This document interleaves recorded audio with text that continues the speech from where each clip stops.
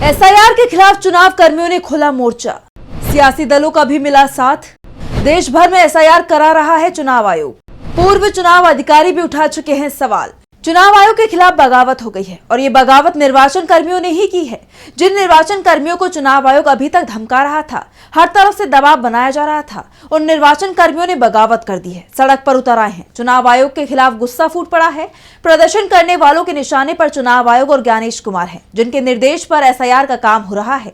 अब तक तो बीजेपी विरोधी पार्टियां ही एसआईआर का विरोध कर रही थी, लेकिन अब वो निर्वाचन कर्मी जिन्हें चुनाव आयोग ने एसआईआर का जिम्मा सौंप रखा था, उन्होंने विरोध शुरू कर दिया है। कोलकाता की सड़क पर उतरे बीएलओ ने प्रदर्शन किया, मार्च किया और राज्य चुनाव कार्यालय तक पहुंच गए। प्रदर्शन हुआ है कोलकाता में, लेकिन इसकी गूंज सुनी जा रही है दिल्ली में। दरअसल इस वक्त एसआईआर का काम अगर किसी राज्य में सबसे ज्यादा विवादास्पद तरीके से हो रहा है तो वो पश्चिम बंगाल ही है। पश्चिम बंगाल में बीएलओ पर चारों तरफ से दबाव बनाया जा रहा है। इसके बाद इन बूथ लेवल अधिकारी यानी बीएलओस ने चुनाव आयोग के खिलाफ ही मोर्चा खोल दिया है। तो आज हम चुनाव आयोग के खिलाफ हुई इस बगावत को लेकर अपनी स्पेशल रिपोर्ट में करेंगे बात। नमस्कार, मैं आंचल।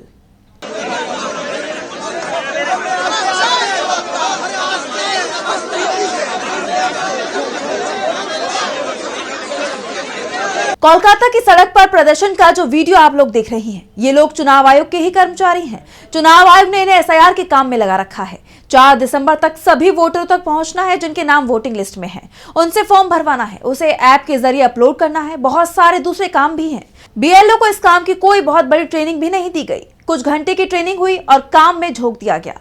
टारगेट भी दिया गया है कि 100% लोगों के गणना प्रपत्र कलेक्ट करने हैं, लोगों को तलाशना है, काम पूरा चाहिए, नहीं तो कार्रवाई की जाएगी। जो भी बीएलओ काम को लेकर शिकायत कर रहा है तो उसकी शिकायत नहीं सुनी जा रही, बल्कि उल्टा कार्रवाई की जा रही है। पश्चिम बंगाल की मुख्यमंत्री के दावों को माना जाए तो अब तक 28 बीएलओ अपनी जान दे चुके हैं और इसके लिए चुनाव आयोग ही जिम्मेदार है।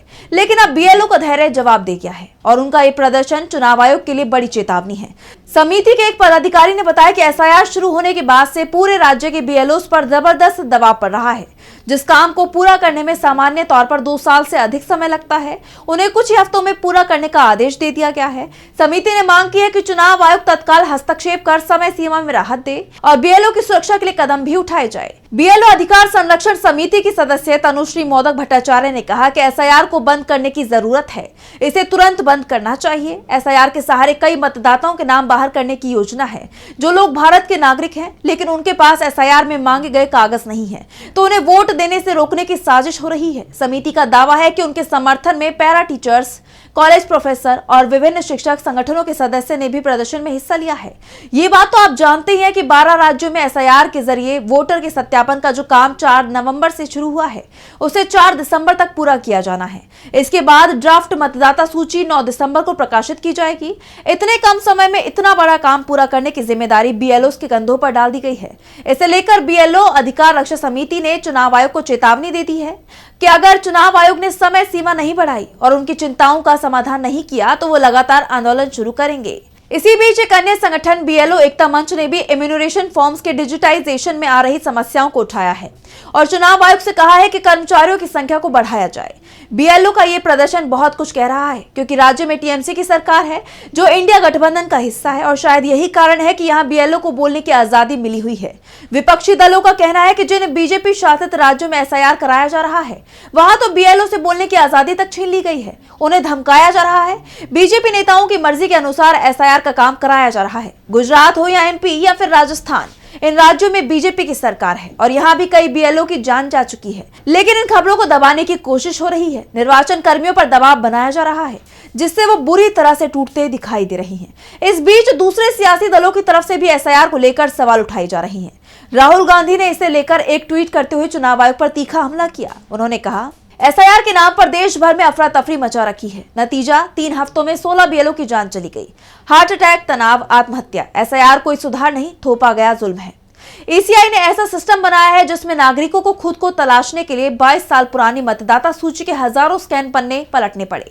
मकसद साफ है, सही मतदाता थककर हार जाएं और वोट चोरी बिना रोक टोक जारी रहे। भारत दुनिया के लिए अत्याधुनिक सॉफ्टवेयर बनाता है, मगर भारत का चुनाव आयोग आज भी कागजों का जंगल खड़ा करने पर ही अड़ा है। अगर नियत साफ होती तो लिस्ट डिजिटल, सर्चेबल और मशीन रीडेबल होती और ईसीआई 30 दिन की हड़बड़ी में अंधाधुंध काम ठेलने के बजाय उचित समय से लेकर पारदर्शिता और जवाबदेही पर ध्यान देता।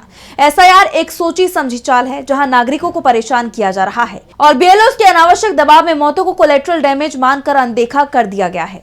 ये नाकामी नहीं, षड्यंत्र है। सत्ता की रक्षा में लोकतंत्र की बलि है। राहुल गांधी ने जो आरोप लगाए हैं वो बात पूरा विपक्ष भी कह रहा है।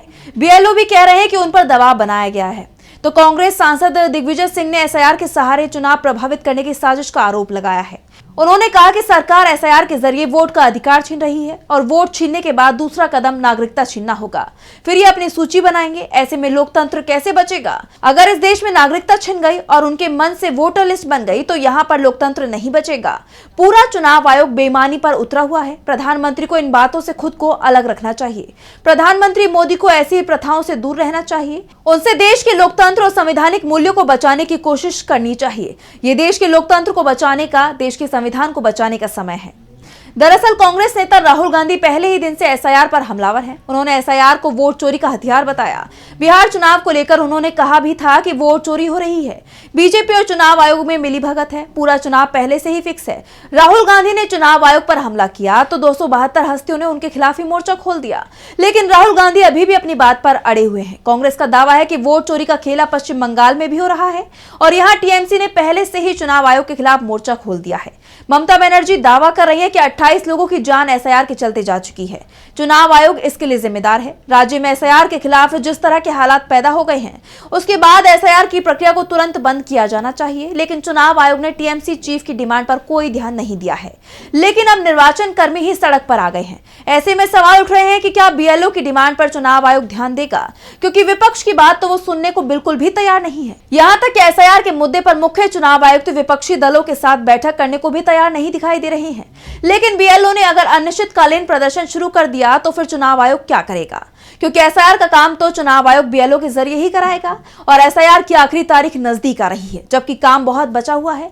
अधिकारी बीएलओ पर दबाव डाल रहे हैं कि किसी तरह से काम पूरा किया जाए और इस दबाव में बीएलओ सड़क पर है। वैसे भी कहा जाता है कि दबाव जब हद से ज्यादा पड़ने लगता है तो बगावत हो जाती है और कुछ ऐसा ही कोलकाता की सड़कों पर दिखाई भी दे रहा है। तो फिलहाल के लिए हमारी स्पेशल रिपोर्ट में बस इतना ही। वीडियो पसंद आया तो लाइक करें, साथ ही हमारे चैनल को सब्सक्राइब करें। नमस्कार। हमारे चैनल से जुड़े रहने के लिए YouTube पर टाइप करें DB लाइव, सब्सक्राइब बटन को क्लिक करें और बेल आइकन को दबाना न भूलें ताकि खबरें आप तक पहुंचती रहें। देखते रहिए DB लाइव, क्योंकि यहाँ हैं खबरें लगातार। हमारे चैनल से जुड़े रहने के लिए YouTube पर टाइप करें DB लाइव, सब्सक्राइब बटन को क्लिक करें और बेल आइकन को दबाना न भूलें ताकि खबरें आप तक पहुंचती रहें। देखते रहिए DB लाइव, क्योंकि यहाँ हैं खबरें लगातार।